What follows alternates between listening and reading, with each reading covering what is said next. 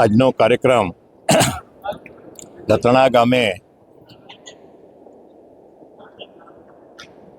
ગામે જે નાકાનું લોકાર્પણ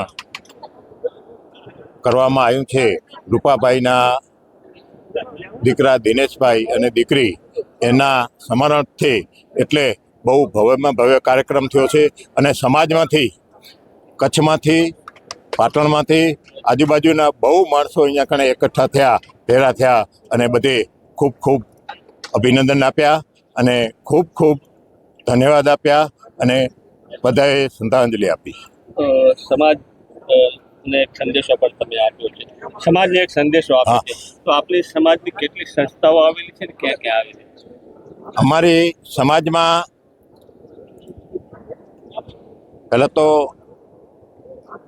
શિક્ષણની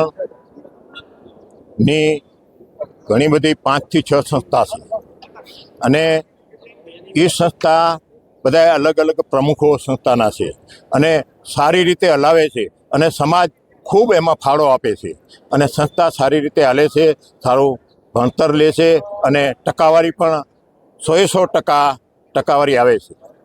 રૂપાભાઈએ જેવી દાન પદ્ધતિ ખુલ્લી મૂકી છે, તો સમાજના બીજા લોકોને શું કહેવા માંગે?